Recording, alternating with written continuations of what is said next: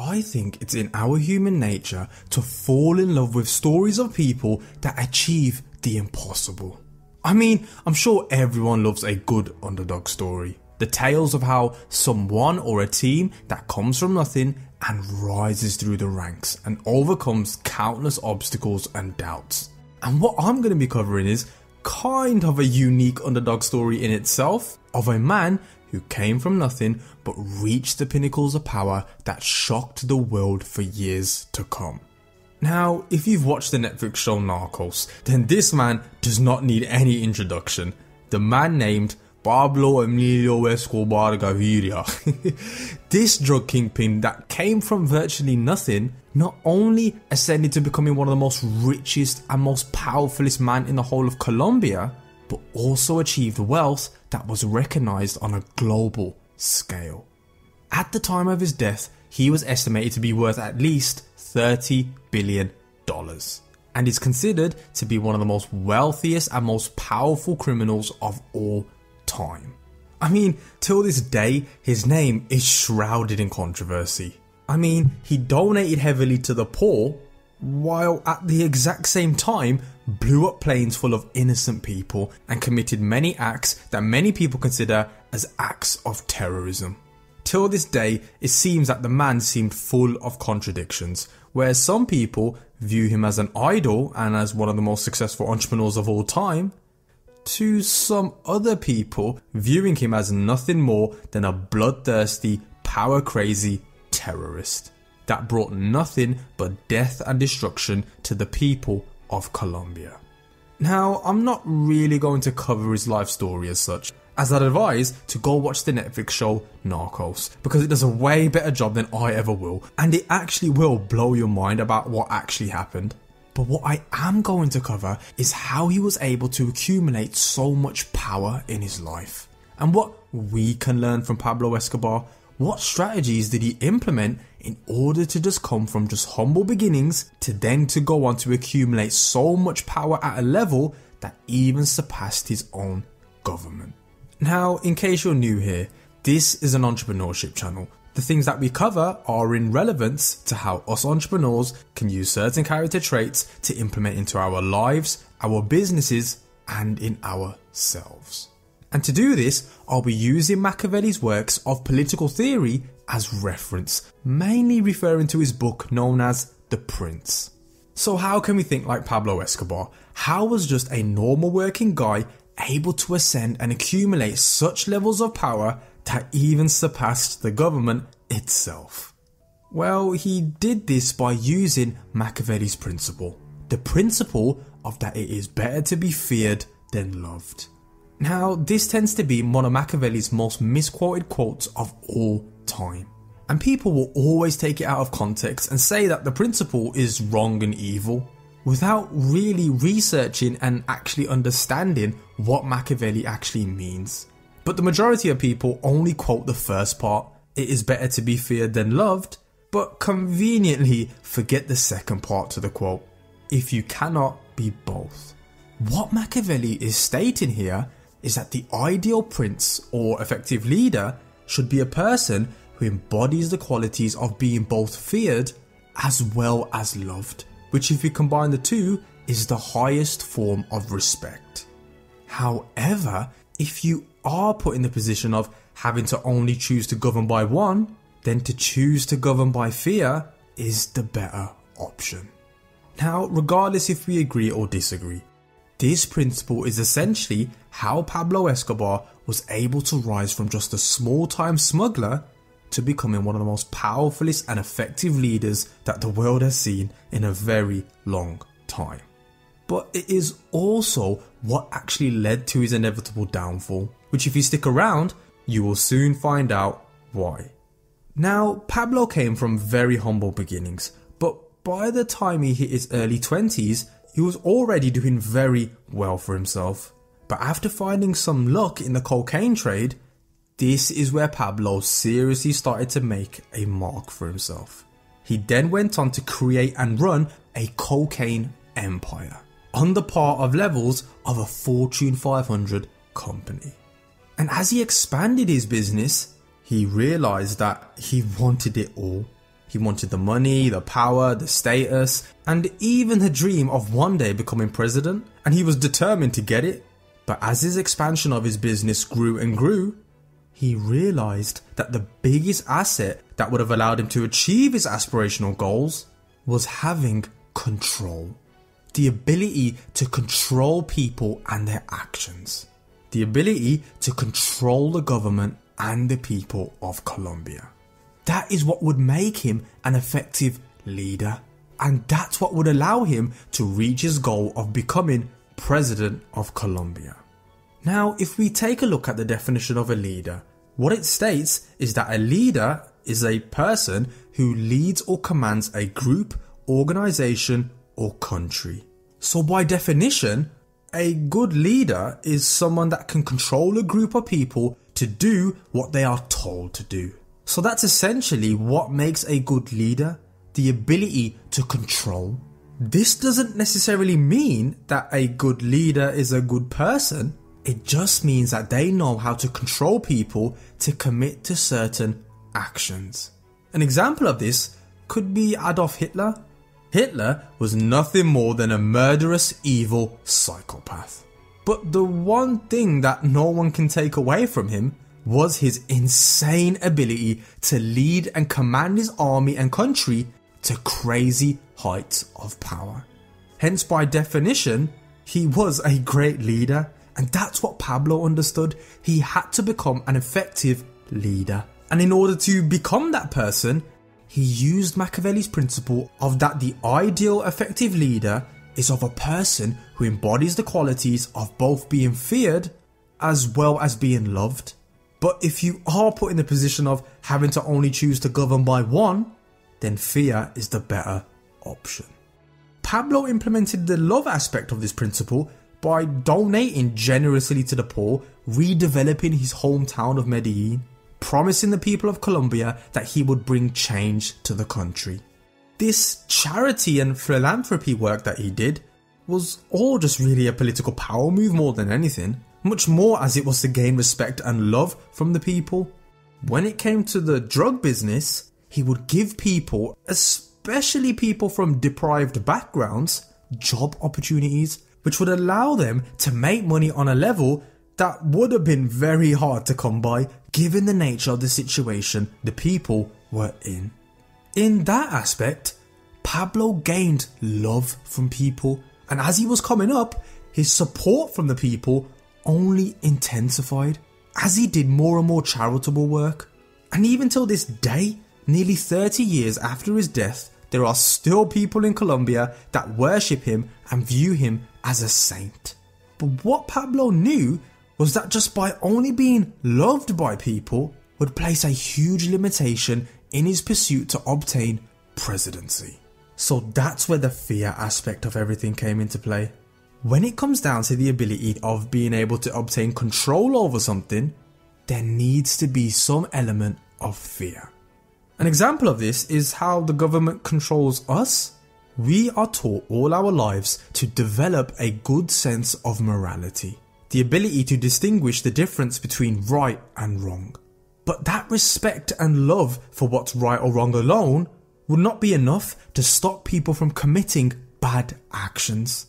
Hence why we have a strong and legal justice system in society.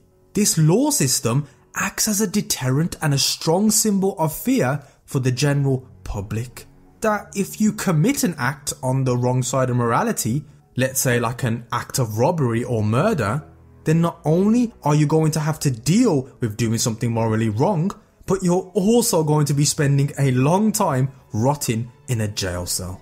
Now, of course, this doesn't stop everyone from breaking the law, but it definitely ensures and implements a very strong level of order.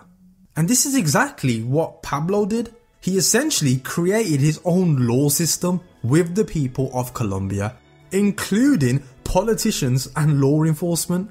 You either obey to what he says, or you're going to suffer punishment.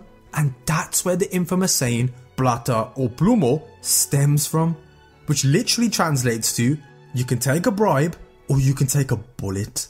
Exactly like the law system, if their sense of morality didn't allow them to accept Pablo's bribe, then the fear of what Pablo will do if they didn't will eat away at them.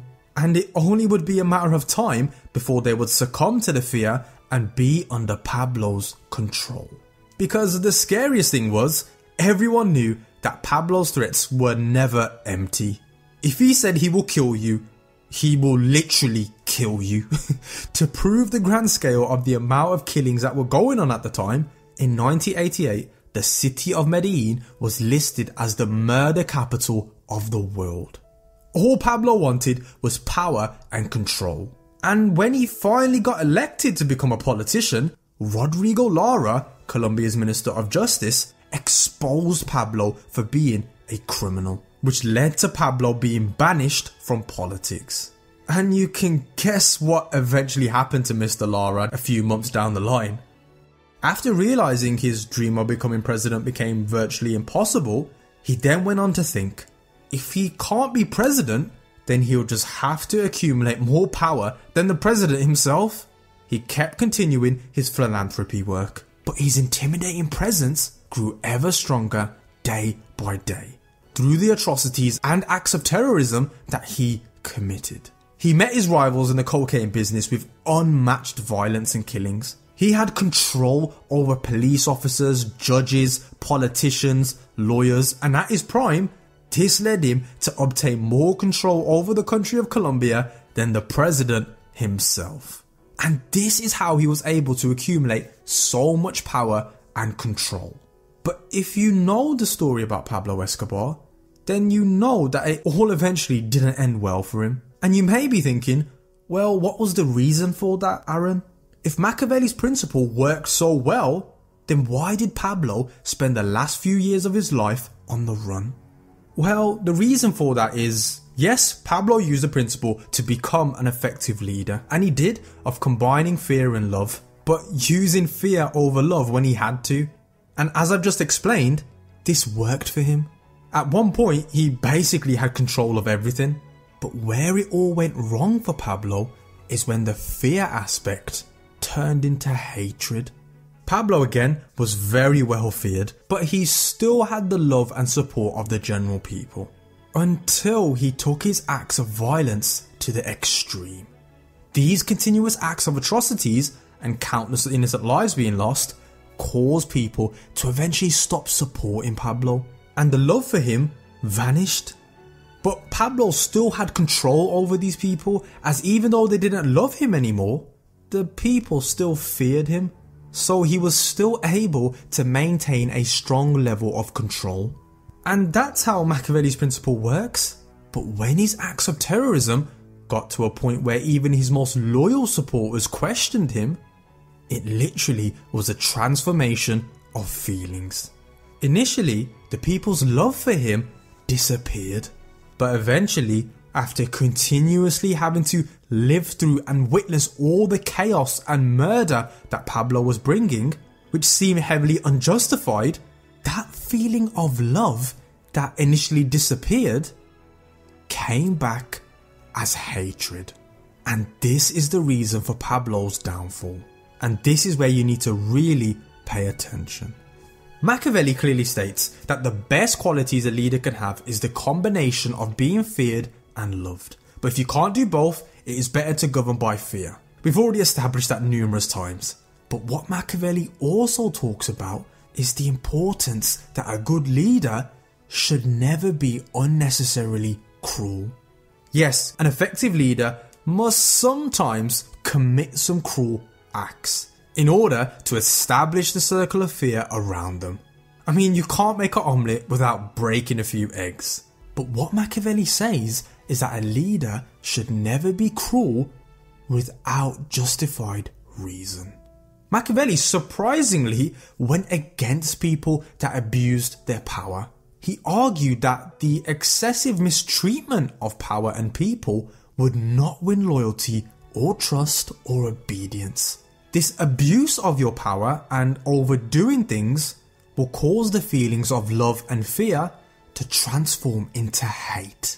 And that is something that you do not want, as this is what will lead people to start to rebel and scheme against you. And that's exactly what happened to Pablo. Pablo's acts towards the end of his life can definitely be seen as unnecessary cruelty through his acts of terrorism, where this fear for him turned into this hatred for him by the people. This is what led to the rise and the support of the death squad known as Los PEPES, with the sole goal of wanting to deliver death to Pablo's doorstep. And this is also what led to the government to no longer fear him anymore, and just wanting to take him down no matter the cost. Which is what led to Pablo eventually, after spending a long time on the run, to being shot dead by Colombian police on the 2nd of December 1993. And this is how to think and how not to think like Pablo Escobar. Remember, being an effective leader by definition is all about assuming control of your people. The idea is that an effective leader should be feared and loved. But if you can't be both, you're better off governing with fear. But you also cannot go overboard and abuse your position of power by executing unnecessary cruelty. And this is the highest form of leadership that you can have, which is ultimately known as respect. And in my opinion, that is the highest pinnacle of leadership, being respected. The way you can implement this technique is just by simply installing your own system of laws and rules. In essence, your own plata o plomo in your teams and companies. But the crucial thing is, once you've laid the laws down, you can't backtrack on them. You have to see it through. So even if your best employee of 5 years that's been with you from the very start violates a zero tolerance policy of sexual harassment in the workplace, you can't give him no leeway. No matter how good he is, you need to see through the law and fire him on the spot, regardless of what good deeds he has done in the past. This is what can be considered to be a cruel act in modern day society, but one that is clearly justified and for the good of the company. This will send a message to all people throughout your team that you don't tolerate harassment like that in your company. So don't even think once about trying any of that shit around you. That is what is meant by governing with fear. You can apply this exact same principle with your friends, with your partner, and even with your children. Again, acting as a deterrent for intolerable behaviour. But don't forget, love is a big crucial thing as well. And by combining love and fear together, that's how you get respect as an effective leader. So if you like this video, make sure you smash that like button and let me know in the comment box what your thoughts and feelings are, and let me know who you would like to see next. And if you are new to the channel, welcome to the channel, and to all our loyal subscribers, we are glad you are here. We do some of the best character breakdowns on the whole of YouTube, and we aim to produce at least one high quality animated video per week. So make sure you subscribe so you don't miss out on any golden knowledge. I'll see you soon.